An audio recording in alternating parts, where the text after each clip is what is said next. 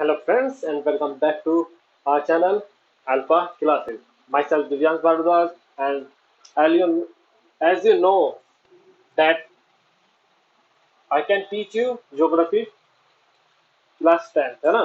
तो हमारा chapter first चला हुआ था, ठीक है, रिसोर्सेज एंड डेवलपमेंट यानी कि संसाधन एवं विकास हमारा चैप्टर चल रहा था। देखो कुछ टेक्निकल प्रॉब्लम्स हैं, टेक्निकल प्रॉब्लम हो गई थी यहाँ पे, थोड़ा जो टावर्स है उन पे काम चल रहा था, तो जो वीडियोस हैं वो थोड़ी डिले हो गई, ठीक है ना। तो देखा होगा 7 जून के बाद सीधा 10 जून की वीडियो मैं अपलोड कर रहा हूँ, ठीक है। चलो, तो अब बात करते हैं टॉपिक्स की कि मैंने कौन कौन से टॉपिक आपको करवा चुका था और कौन कौन से टॉपिक आज करवाऊंगा, ठीक है।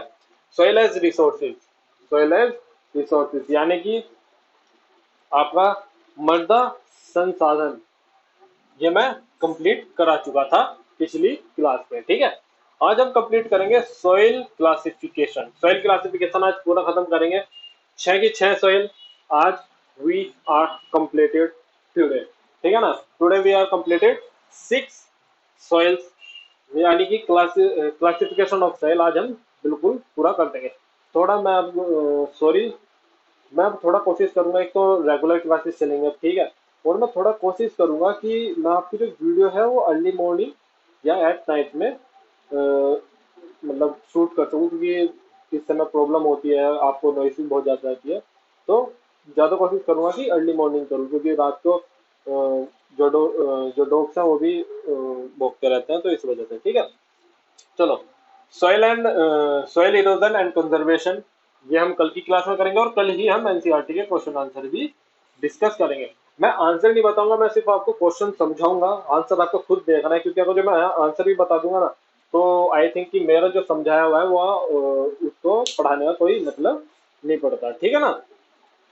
चलो, फिर आज का टॉपिक स्टार्ट करते हैं। फिर उससे पहले, आज के टॉपिक से पहले हम कल का थोड़ा रिवीजन करते हैं। सोइल एंड रिसोर्सेज, मृदा संसाधन। तो मैंने आपको बताया था कि कुछ सेंटीमीटर जो मृदा बनने में है वो लाखों करोड़ों साल लग जाते हैं, ठीक है ना। और मैंने बताया था कि ये किस किस चीज से बनता है, कौन कौन से तत्व इसके लिए इसे बनाने में सहायता करते हैं ना, ये सब चीज मैं आपको उसमें समझा चुका था। पिछले उसमें मैं एक चीज बताना भूल गया था कि आपके उसमें एक चार्ट दे रखा है इसी टॉपिक पे, इसी टॉपिक में एक चार्ट दे रखा है, उस चार्ट का मैं बता देता हूँ। उस चार्ट में सबसे टॉप में दे रखा है, लिखा हुआ top soil the upper soil layer, या फिर ऊपरी संस्तर की मृदा, ठीक है। सेकंड वन इज सब soil weathered rocks and the slip plate, अर्थात उपमृदा, अपक्षित चट्टाने, बालू गाद एवं एक्सेट्रा, ठीक है।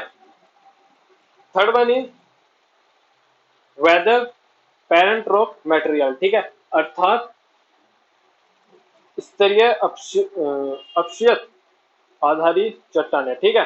Fourth one is and last one is on whether parent bed rocks, ठीक, अपक्षय रहित आधारित चट्टाने। तो उसे एक बार देख लो ये, क्योंकि आपके एनसीईआरटी में है, तो आई डोंट थिंक कि मुझे आपको बताने की जरूरत थी, लेकिन फिर भी मैंने आपको बता दिया, ठीक है।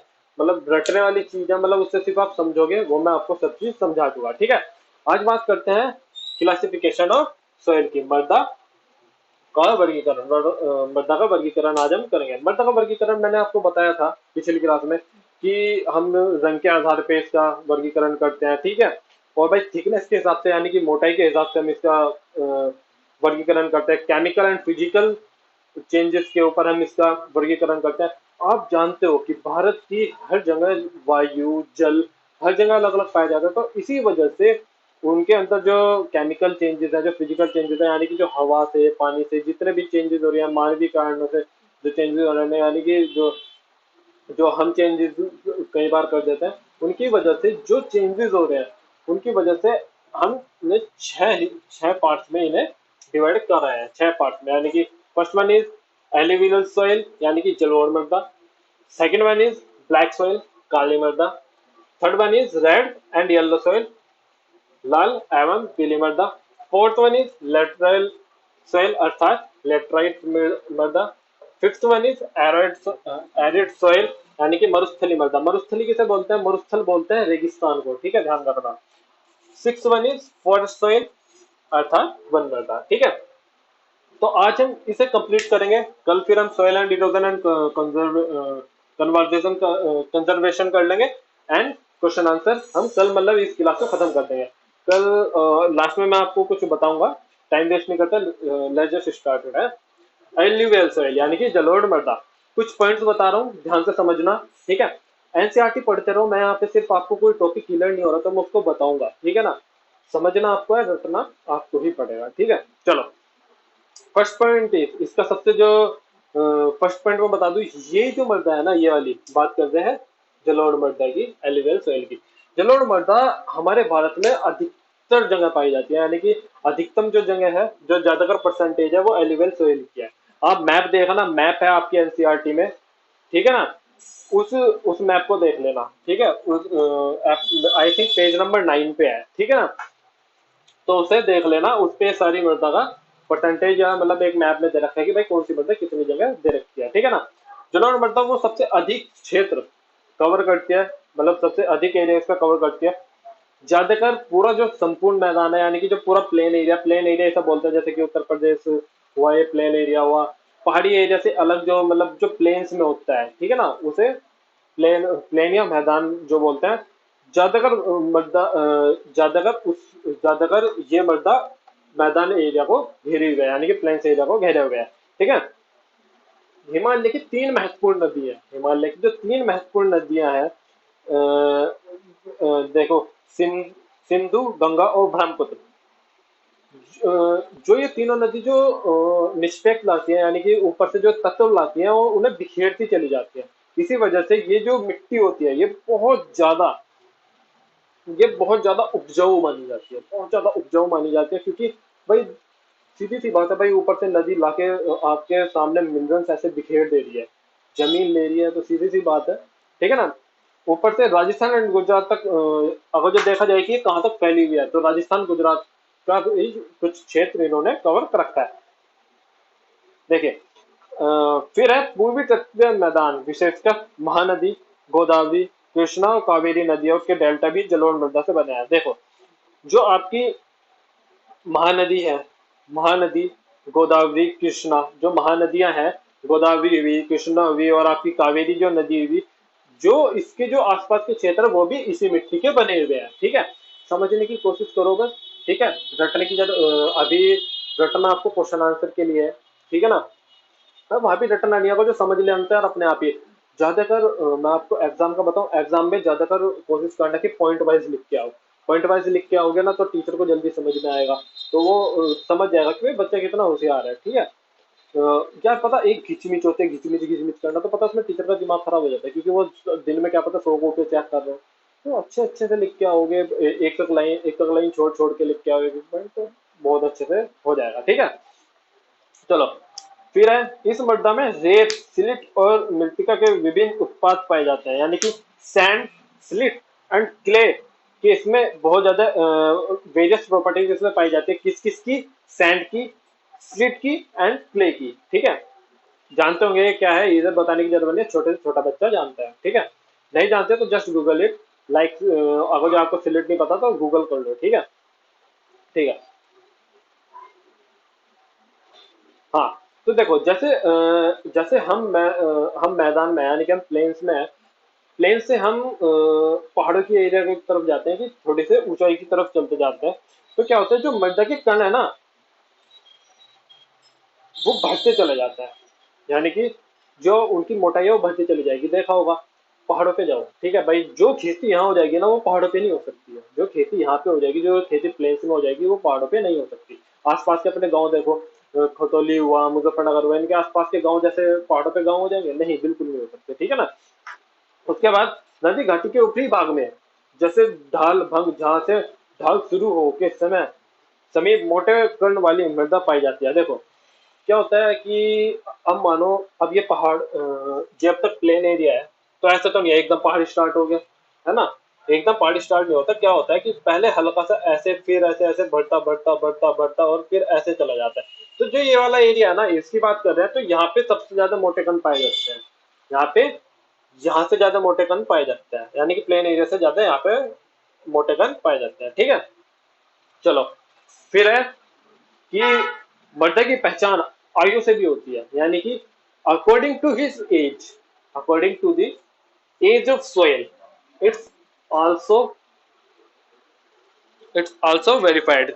इसके दो पार्ट होते हैं एज से। अगर जो एज के अकॉर्डिंग देखा जाए तो बांगर, बांगर, और सेकंड वन इज खादर। ठीक है, देखो बांगर जो होता है, वो जो बांगर होता है ये होती है पुरानी जलोढ़ मृदा, यानी कि ओल्ड एल्यूवियल सोइल। खादर जो होता है वो होती है आपकी नई जलोढ़ मृदा, यानी कि न्यू एल्यूवियल सोइल। इंग्लिश में भी सेम नाम है, ध्यान रखना। जिनके मैं नाम नहीं बता रहा तो ध्यान रखना कि सेम नाम ही है। ठीक है, इसमें इसमें जो है ना, इसमें ज्यादा महीन कण, यानी कि छोटे छोटे छोटे छोटे कण, महीन यानी कि छोटे छोटे जो कण होते हैं वे पाए जाते हैं। ठीक है ना, चलो फिर ये मैंने बता ही दिया कि भाई देखो भाई, जब तीन भाई जो भाई तीन नदियां हैं भाई डेल्टा क्षेत्र में बस रहा है, डेल्टा क्षेत्र उसे बोलते हैं, डेल्टा क्षेत्र या दोआब क्षेत्र ना बोल देते हैं, जो दो नदियों के बीच का जो एरिया हो। तो सोचिए यार, दो नदियों के बीच का एरिया कितना ज्यादा उपजाऊ होगा, क्यों भाई? कि भाई मिट्टी भी पानी भी उसे भरपूर मिल रहा है, और भाई जो नदियां हैं वो उन्हें लाके खनिज दे रही हैं बहुत सारा, यानी कि बहुत ज्यादा प्रॉपर्टीज दे रही हैं, यानी कि भाई अलग अलग मतलब एक तरीके से मिनरल्स दे रही हूँ उन्हें बहुत ज्यादा, तो सीधी सी बात है, तो बहुत ज्यादा उपजाऊ हो जाएगी। फिर इसमें पोटास, फॉस्फोरस और फॉस्फोरस और चूना युक्त यानी कि लाइम बहुत ज्यादा मात्रा में पाया जाता है, जो कि गन्ना, चावल, गेहूं और अन्य अनाजों की उपज के लिए महत्वपूर्ण है। देखा होगा हमारे यहाँ गन्ना, गेहूं कितना होता है, कितना होता है यार, चावल भी कितना होता है। ठीक है ना, हमारे साइड यूपी की साइड बहुत होता है। तो उसी के उन्होंने कहा कि पोटास, फॉस्फोरस और लाइम इसमें होती है, और जो कि गन्ना, गेहूं और चावल आदि की खेती के लिए बहुत ज्यादा इंपॉर्टेंट है, जो बहुत अच्छे से उन्हें बहुत अच्छी फसल उन्हें प्रोवाइड करती है। ठीक है ना, अधिकतर खेती व घनत्व, यानी कि इस जहाँ पे ये होगी ना लेवल से, देखो यार उपजाऊ ज्यादा है, तो यार सीधी सी बात है भाई, भाई बंदे खेती भी करेंगे और वहां पे पॉपुलेशन भी बहुत ज्यादा बढ़ती चली जाएगी। ठीक है ना, खेती अधिक तो पॉपुलेशन अधिक। अब मान लो पहाड़ों पे खेती नहीं होती, तो वहां बंदा रह के क्या करेगा यार, कुछ तो चीजें खाने पीने का सारा तो नीचे से आ रहा है। ठीक है ना, चलो फिर फिर है, हाँ, अगर तो यहाँ पे हम सही टेक्नोलॉजी का यूज करें, इसमें हम सही टेक्नोलॉजी का यूज करें, तो हम इसकी जो उपज है, यानी कि जो इसमें हम खेती कर रहे हैं, हम उसको बढ़ा भी सकते हैं, मतलब कि फसलों की वो बढ़ा भी सकते हैं। ठीक है, सिर्फ पॉइंट को समझने की जरूरत है, जो मैं समझा रहा हूँ, मैं पॉइंट को बोल रहा हूँ उसके बाद आपको समझा रहा हूँ। ठीक है ना, तो मैंने बता दिया इसमें कि भाई बहुत ज्यादा उपजाऊ है, जो नदियां हैं वो बहुत सारे आपके कण ला के यहाँ छोड़ देती हैं, यानी कि जो उसे बहुत ज्यादा उपजाऊ बना देती हैं, बहुत ज्यादा विटामिन वगैरह यहाँ पे बिखेर देती हैं जो नदियां आती हैं। फिर डेल्टा क्षेत्र है तो पानी की कमी नहीं है, तो बहुत अच्छे से उपजाऊ हो जाती है। फिर क्या है कि भाई जैसे जैसे आप ऊपर की साइड चलते जाओगे, मैदान से ऊपर ऊपर ऊपर ऊपर चलते जाओगे, तो जो जो इनके कण है वे बड़े होते चले जाते हैं, कि यानी कि अभी तक तो मिट्टी है, मिट्टी का फिर पत्थर बना, फिर बहुत मोटा पत्थर बना। ठीक है ना, देखा होगा कि भाई आप यहाँ से पहाड़ पे जाओ तो पत्थर ही पत्थर मिलते हैं, तो उसी हिसाब से है। ठीक है ना, फिर आती है ब्लैक सॉइल, इसे हमने पूरा कर लिया। फिर आती है ब्लैक सॉइल यानी कि काली मृदा। काली मृदा की बात करें तो इसे हम रेगर सॉइल भी बोलते हैं। इट इज ऑल्सो कॉल्ड रोगर soil, also called Regar soil, don't forget it. क्योंकि बहुत सी बार देखो पता क्या होता है, आप पे क्वेश्चन आया 130 टू 140 वर्ड्स में लिखने के लिए आया, तो यार अगर जो आप इसे पॉइंट वाइज लिख के आओगे ना, कि भाई ए में भाई ये, बी में ये, कि चलो भाई ए में मैंने बता दिया कि भाई ये बहुत ज्यादा उपजाऊ है, ए पॉइंट हो गया। फिर एक लाइन छोड़ के बी पॉइंट लिखो कि भाई ये जो डेल्टा क्षेत्र है उसमें पाई जाती है। ठीक है, फिर तीसरा लिखो कि भाई जैसे जैसे हम ऊपर चलते चलते जाते हैं, वैसे वैसे जो कण है इसके वे बड़े होते जाते हैं। ठीक है ना, फिर एक एज में ये आ जाएगा कि भाई एज के हिसाब से भी हम इस एल्यूवियल सोइल को डिफाइन कर सकते हैं। तो ऐसे ऐसे पॉइंट लिखते जाओ, बहुत अच्छे से डिफाइन हो जाएगा, और टीचर को पढ़ने में भी मजा आएगा। पता मैंने इसके देखो जरा कितने पॉइंट लिख रखे हैं, 1 2 3 7 8 9 10 11 12 पॉइंट्स मैंने इसके लिख रखे हैं। अब आप देखो, ठीक है ना, यानी कि एक पेज मैंने इसमें पूरा भर दिया, ठीक है ना। और थोड़ा अपने आप लिखोगे तो भी मजा आएगा, क्योंकि समझा मैं इसी वजह से रहा हूँ कि आप अपने आप भी थोड़ा, पता है यहाँ पे समझाने का मतलब है तो यहाँ पे आप बिल्कुल लिखना नहीं है, सिर्फ समझो, जिससे कि आपको वहां पर आराम से लिख लो। चलो जल्दी जल्दी कवर करते हैं। Black soil also called regur soil, ठीक है, कपास की खेती के लिए बहुत अच्छी मानी जाती है, यानी कि कॉटन की खेती के लिए बहुत अच्छी मानी जाती है ब्लैक सोइल, ठीक है। ज्यादातर कहाँ मिलती है? दक्कन पठार यानी कि दक्कन प्लेट्यू पे ज्यादातर मिलती है, उत्तर पश्चिम एरिया में, यानी कि आपका नॉर्थ वेस्ट साइड में, जो दक्कन प्लेट्यू है उस पे, उसकी साइड बहुत ज्यादा मिलते हैं। जो जो ये एरिया कवर करते हैं, जो ये क्षेत्र कवर करते हैं, उनके नाम बता दूं: महाराष्ट्र, मालवा, मध्य प्रदेश, छत्तीसगढ़, ठीक है ना। साउथ ईस्ट यानी कि जो आपका दक्षिण पूर्व, दक्षिण पूर्व के जो गोदावरी तथा कृष्णा नदी घाटी तक ये फैली हुई है, यानी कि दक्षिण पूर्व हिस्से में, यानी कि आपका दक्षिण पूर्व हिस्से में, यानी कि साउथ साउथ ईस्ट साइड में ये कृष्णा और गोदावरी नदी तक फैली हुई है, ठीक है ना। कौन सी? ब्लैक सोइल की बात कर रहे हैं, ठीक है। कपास की खेती के लिए बहुत जरूरी है। महीन कण पाए जाते हैं, यानी कि बहुत छोटे छोटे कण इसमें पाए जाते हैं, ठीक है ना। फाइन पार्टिकल्स जिन्हें बोलते हैं, ठीक है ना, जिनमें नमी धारण करने की अधिक क्षमता होती है, यानी कि जितना छोटा कण होगा वो उतनी ज्यादा नमी ग्रहण करेगा। अब ये सोचो, बड़ा रोग है तो वो ज्यादा वो करेगा नहीं यार, बड़ा है कठोर है, छोटा है पतला है, तो बहुत ज्यादा मिट्टी जो जो मिट्टी है वो बहुत ज्यादा वाटर एब्जॉर्व करेगी। फिर calcium carbonate, magnesium, potash and line यानी कि चूना जैसे तत्व से परिपूर्ण है। फॉस्फोरस की मात्रा कम है। ध्यान रखना, जो ब्लैक सोइल है, इसका मैंने बताया था कि इसमें क्या क्या मिलता है। इसमें क्या क्या, जो फॉस्फोरस है वो उसकी मात्रा बहुत कम मिलती है, लेकिन आपका कैल्शियम कार्बोनेट, मैग्नीशियम और पोटास एंड लाइन यानी कि चूना, इसमें बहुत अधिक मात्रा में, प्राप्त मात्रा में यहाँ मिलता है, ठीक है ना। मतलब कि नॉर्मल मात्रा में यहाँ मिलता है, ठीक है ना।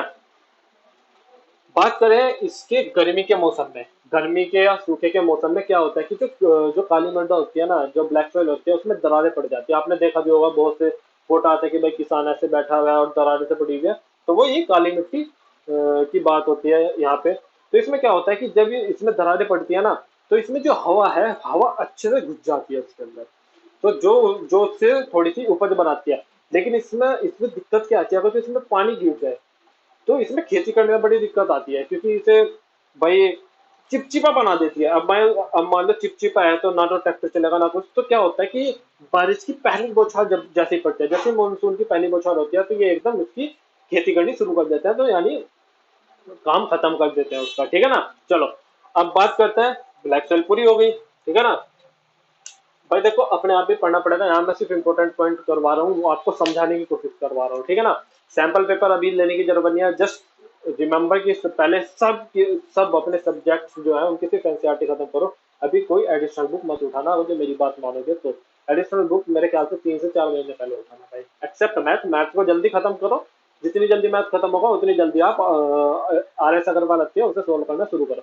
लेकिन ध्यान रखना, एनसीईआरटी के एग्जाम्पल, क्वेश्चन आंसर, कोई सी भी बुक हो, मैं कह रहा हूँ साइंस हुई, हिस्ट्री हुई, कुछ भी हुआ, ठीक है ना, उसके क्वेश्चन आंसर, जो बैक क्वेश्चन आंसर है उन्हें जरूर करना। मैथ एग्जाम्पल है उन्हें जरूर करना, कीवर्ड्स है उन्हें जरूर करना, क्योंकि क्वेश्चन यहीं से बनते हैं, ठीक है ना। कई बार ऐसा होता है कि सेम का सेम क्वेश्चन आ जाता है जो एनसीईआरटी में दे रखा हो, और कई बार डिजिट चेंज आ जाती है, मैथमेटिक्स में सिर्फ डिजिट चेंज करते हैं कई बार, ठीक है ना। एग्जाम्पल तो बहुत बार सेम आ जाते हैं, ठीक है। चलो, लाल और पीली मिर्च यानी कि red and black, red and yellow soil, काली और वो sorry red and yellow soil यानी कि लाल एवं पीली मृदा। इसके बारे में कर लेते हैं भाई, जल्दी जल्दी करते हैं ना, 30 मिनट की क्लास लेगा। ये भी दक्कन पठार यानी कि आपका दक्कन प्लेट्यू की ओर के, दक्कन प्लेट्यू के पूर्वी यानी कि ईस्टर्न साइड, ठीक है ना, ईस्टर्न साइड, ईस्टर्न और दक्षिण साइड पे मिलती है, यानी कि ईस्टर्न और साउथ साइड पे मिलती है, ठीक है ना। इग्निशियस रॉक, इग्निशियस रॉक भी वहां पे मिलते हैं, और क्या होता है, कम वर्षा वाले भागों में विकसित होते हैं, यानी कि जहाँ पे वर्षा कम होगी, जहाँ पे बारिश कम होगी, वहां पे ये वाली मृदा मिलती है, रेड एंड येलो सॉइल, ठीक है ना। उसके बाद है कि लाल और पीली मृदा जिन क्षेत्रों में मिलती है वो है उड़ीसा हुई, छत्तीसगढ़ हुई, मध्य गंगा मैदान के दक्षिण छोर पे, यानी कि जो मध्य गंगा है यानी कि जो मिडिल गंगा है उसके साउथर्न छोर, साउथ साइड पे मिलती है। फिर पश्चिम घाटों पहाड़ी जो होते हैं, जो पहाड़ होते हैं उनके पश्चिमी साइड यानी कि आपका वेस्टर्न साइड पे ये मिलती है, ठीक है ना। इनका लाल रंग पता क्यों होता है? जो इनका लाल रंग है वो होता है आयरन की वजह से, आयरन की वजह से इनका रंग जो है वो लाल हो जाता है, ठीक है ना। क्वेश्चन आंसर भी है इसका एनसीईआरटी में कि लाल रंग क्यों होता है, ठीक है ना, तो ध्यान रखना। रेड सोइल में जो आयरन है उसकी वजह से आपका जो है रंग वो रेड होने को लगता है। Sorry for the noise guys, ठीक है ना। और जो पीला पीला रंग है, जो येलो रंग है वो क्यों आता है? रेड कलर क्यों आता है? आयरन की वजह से। येलो कलर क्यों आता है बताना जरा। येलो रंग, येलो कलर क्यों आएगा? येलो कलर आएगा हाइड्रेटेड फॉर्म की वजह से, यानी कि जल योजना की वजह से, जल योजना की वजह से येलो आ सकता है। फिर बात करते हैं, कंप्लीट हो गया, ठीक है ना। फिर बात करते हैं लेटरल सॉइल, लेटरेट मृदा। इस वाले चैप्टर में मैंने कुछ ज्यादा ही समय दे दिया, उसके लिए सॉरी। आगे मैं बात करूंगा कुछ, ठीक है ना। जो लेटरल सॉइल है इसका जो वर्ड आया है, जो लैटरल वर्ड आया है, ये आया है लैटिन वर्ड, ये it's a Latin word. Latin word जो है ये लैटिन वर्ड से लिया गया है, लेटर नाम से, विच मीन्स ब्रिक, यानी कि ये जो वर्ड लिया गया है ये लिया गया है लेटर शब्द से, जो कि लेटर शब्द हमने लिया है लैटिन वर्ड से, जिसका मीन्स होता है ब्रिक यानी कि ईट, ठीक है ना। वहां से हमने लिया है डेवलप अंडर ट्रॉपिकल एंड सब ट्रॉपिकल क्लाइमेट, यानी कि उष्ण कटिबंधी और उपोष्ण कटिबंधी, यानी कि with weight and dry season, यानी कि वेट और ड्राई सीजन में ये मृदा बनती है, ठीक है ना। किस उसमें? ट्रॉपिकल एंड सब ट्रॉपिकल क्लाइमेट में, यानी कि उष्ण कटिबंधी यानी कि जहाँ पे मतलब कहते नहीं भाई कभी कभार गर्मी में घुटन पैदा हो जाती है, उस हिसाब से, ठीक है ना। मतलब जहाँ पे मौसम, जहाँ पे मतलब टेम्परेचर हाई हो, मतलब कैसे समझाऊं, मतलब कई बार हम कहते हैं ना कि यार घुटन सी हो रही है बहुत ज्यादा, बस वही वाला उष्ण कटिबंधी, ठीक है। और उपोष्ण कटिबंधी में बनती है, यानी कि वेट एंड ड्राई सीजन में। वेट एंड ड्राई सीजन ध्यान रखना, जब गर्मी पड़ रही हो और हल्की हल्की सी नमी हो। अच्छा ये बताओ, पानी ज्यादा गर्म होते हैं स्टीम? हमेशा ध्यान रखना स्टीम गर्म होती है, तो बस वही बात है कि यार ड्राई और वेट सीजन, यानी कि जब हल्की हल्की सी मतलब मॉइस्चर निकलने लगती है धरती से, और हम कहते हैं आप बड़ी भाई बड़ी घुटन सी हो रही है ना, तो बारिश होने वाली है, ठीक है ना। चलो, ठीक है ना। फिर आते हैं इन इन इस मृदा में पोषक की कमी होती है, यानी कि पोषण की कमी होती है, यानी कि इसमें ज्यादा पोषण नहीं होता, ठीक है ना। अधिकतर कहाँ मिलती है? ये अधिकतर जो मिलती है ये मिलती है आपकी दक्षिण राज्यों में, यानी कि साउथर्न राज्य, यानी कि साउथर्न स्टेट में, जैसे कि महाराष्ट्र के पश्चिम घाट क्षेत्र में। यानी कि महाराष्ट्र में देखो भाई जो अधिकतर मिलते हैं वो मिलते हैं साउथर्न स्टेट्स में। वैसे अगर जो अलग बात करें तो जो मध्य प्रदेश के जो वेस्टर्न साइड है एक तो वहां पे मिलेगी, ठीक है ना। उड़ीसा में मिल जाएगी, ठीक है ना। वेस्टर्न बंगाल में मिल जाएगी, वेस्ट बंगाल की साइड मिल जाएगी ये कुछ भागों में, और उत्तर पूर्वी प्रदेशों में, यानी कि नॉर्थ ईस्ट साइड में भी ये मिल जाती है, ठीक है ना। एक होते हैं पर्णपाती और सदाबहार वन। पर्णपाती और सदाबहार one means deciduous and evergreen forest इसी मृदा में पाए जाते हैं। ध्यान रखना क्वेश्चन आ जाता है कि डिसीडियस फॉरेस्ट और एवरग्रीन फॉरेस्ट किस मृदा में पाए जाते हैं, किस जंगल में पाए जाते हैं, तो ध्यान रखना जहाँ पे सोइल होगी वहां पे ही ये जो फॉरेस्ट है मिलते हैं। और ये कहाँ पे मिलते हैं मैंने आपको बता दिया, साउथर्न स्टेट्स में मिलते हैं, मध्य प्रदेश के आपके वेस्टर्न साइड पे मिलते हैं, और भाई उड़ीसा में मिलते हैं, और भाई बंगाल के वेस्टर्न साइड पे मिलते हैं, और उत्तर पूर्व यानी कि नॉर्थ ईस्ट साइड में भी ये मिल जाते हैं, ठीक है ना। फिर बात करते हैं एरोइड, एराइड सॉइल या फिर मरुस्थली मृदा। मरुस्थल का मैंने आपको बताया था, मरुस्थल बोलते हैं रेगिस्तान को, ध्यान रखना, ठीक है ना। मैं हिंदी में इस वजह से समझाता हूँ आप लोगों को क्योंकि एनसीईआरटी सिर्फ इंग्लिश की नहीं होती, हिंदी की भी होती है। और दूसरी बात ये कि यार जब तक आपको हिंदी में नहीं समझाऊंगा तो मैं इंग्लिश में बकर बकर कर जाऊँ तो आपको आधे बच्चों को समझ में नहीं आएगा, ठीक है ना। फिर मरुस्थली मृदा यानी कि एराइड सॉइल, इसका कलर कैसा होता है, इसका कलर ध्यान रखना, रेड एंड ब्राउन, यानी कि लाल और भूरे कलर की होती है, ठीक है ना। आमतौर पर रेतीली होती है, जहाँ यार सीधी सी बात है रेगिस्तान, ठीक है, रेतीली हो जाएगी, ठीक है ना। फिर है टेम्परेचर, सीधी सी बात है यार रेगिस्तान है, temperature is high, temperature is high, ठीक है ना। फिर मृदा की सतह के नीचे, यानी कि जो मृदा होती है उसकी सतह के नीचे कैल्शियम की मात्रा बढ़ती चली जाती है और नीचे की परत में चूने के कंकड़ के सतह पाई जाती है, ठीक है ना। क्या होता है, मान लो ये मिट्टी है और जो इसके नीचे का जो हिस्सा होगा ना, इसमें क्या होगा कि इसमें कैल्शियम बढ़ने लगता है, और जब कैल्शियम बढ़ने लगता है तो ये ना छोटे छोटे छोटे छोटे चूने के कंकर बनाना शुरू कर देती है, ठीक है ना। फिर क्या था, सही तरीके, अगर जो सही टेक्नोलॉजी का यूज करें, सही टेक्नोलॉजी का यूज करें तो हम इसको ना वो कर सकते हैं, यानी कि उपजाऊ बनाई जा सकती है, ये भी कृषि योग्य बनाई जा सकती है। इतना सही है मरुस्थलीय मृदा में। देखो जो इंपॉर्टेंट है, एक तो एलिवियल सोइल ध्यान रखना, ये बहुत ज्यादा इंपॉर्टेंट है क्योंकि ये सबसे ज्यादा एरिया हमारा कवर करते हैं। चलो बाद में बताऊंगा, ठीक है ना, लास्ट में करेंगे। फिर है वन मृदा यानी कि फॉरेस्ट सॉइल, वन मृदा यानी कि फॉरेस्ट सॉइल, वन मृदा यानी कि फॉरेस्ट सॉइल। तो आमतौर पे कहाँ पे मिलेगी, सीधी सी बात है पहाड़ियों पे और पर्वतों पे, पर्वत या पहाड़ी एक ही बात है। क्यों, क्योंकि सीधी सी बात है भाई, वहाँ पे खेती तो आपने देखी होगी, खेती ज्यादा नहीं होती, ठीक है भाई। जो इतनी खेती यहाँ हो जाएगी उतनी खेती वहाँ थोड़ी ही हो जाएगी, जितनी खेती प्लेन्स में हो जाएगी वहाँ कभी नहीं हो सकती, क्योंकि पानी नहीं है, पानी की मात्रा कम है, इतनी उपजाऊ मिट्टी नहीं है क्योंकि पानी नहीं है भाई। वो क्या कहते हैं, पोषक तत्व नहीं है। अब प्लेन्स की जो बात करें यानी कि एलिवेल सोइल की बात करें, बहुत ज्यादा पोषक है, बहुत ज्यादा पोषण तत्व इसमें पाए जाते हैं। फिर दूसरा है पर्वतीय पर्यावरण के अनुसार ये चेंज होती रहती है। क्या होता है इसमें, यानी कि जैसे जैसे आपका जो पर्वत का जो टेम्परेचर है, यानी कि जो माउंटेन टेम्परेचर है, उस पे अपने आप को चेंज करती रहती है, ठीक है ना। इसमें एक और बात है कि इसमें रेन फॉरेस्ट मिलते हैं, रेन फॉरेस्ट इसमें भी मिलते हैं। और कहाँ पे मिलते हैं रेन फॉरेस्ट, जरा बताना। रेन फॉरेस्ट ही इसके अंदर मिलेंगे, डिसीज और आपका जो ये होगा लेटरेल जो होगा, लेटरेल में मिलते हैं डिसीजेज और एवरग्रीन फॉरेस्ट। रेन फॉरेस्ट यहाँ पे मिलेंगे, ठीक है ना। फिर है नदी घाटी मृदा, दोमट और सिलित, चलो ये छोड़ दो। हाँ, मैंने आपको क्या बताया था कि जैसे जैसे हम ऊपर चलते रहेंगे, मान लो प्लेन है, फिर हल्का सा आया, फिर हल्का सा आया, तो यहाँ पे तो मोटे मोटे कण, यहाँ पे उससे कम मोटे, और यहाँ पे तो बिल्कुल महीन, यानी कि बहुत छोटे छोटे। तो ये मैंने आपको बता ही दिया तो भाई, पहाड़ है तो भाई बड़े बड़े रूप्स मिलेंगे, ठीक है ना। फिर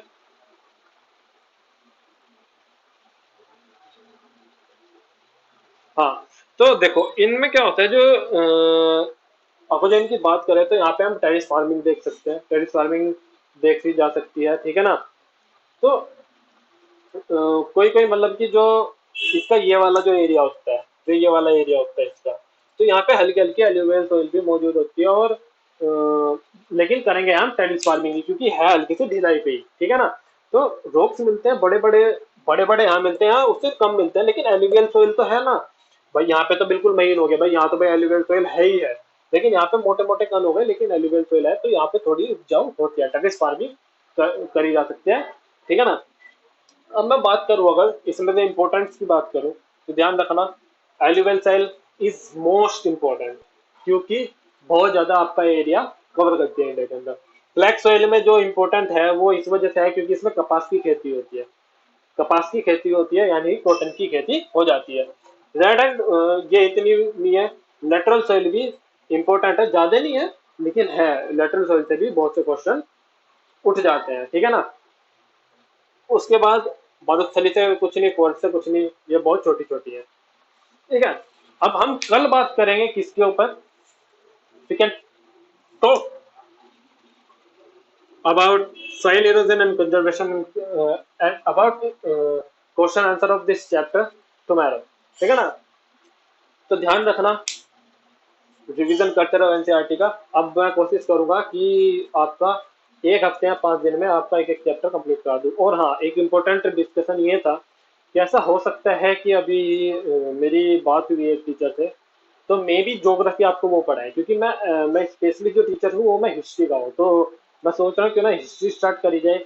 लेकिन अभी मैं देखूंगा कि कौन सी क्लास की हिस्ट्री स्टार्ट करें, क्योंकि हम सोच रहे हैं कि भाई आप आराम आराम से चीज़ों को कवर करें, एक एक हफ्ते भाई वो ज्योग्राफी के स्पेशलिस्ट हैं, तो वे ज्योग्राफी आपको पढ़ाएंगे, ठीक है ना। वो मैं बता दूंगा। ऐसा भी हो सकता है कि मतलब कोई प्रॉब्लम हो जाए तो पढ़ाया ना जा सके, लेकिन मैं कोशिश कर रहा हूँ कि भाई क्या कहते हैं, वैसे वे भी कोशिश कर रहे हैं कि वे पढ़ा पाए, ठीक है ना। तो अभी बात चल रही है, डिस्कस करके मैं आपको बता दूंगा, ठीक है ना।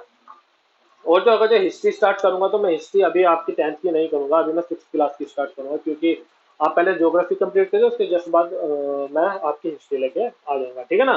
चलिए, take care and have a good day, have a nice day.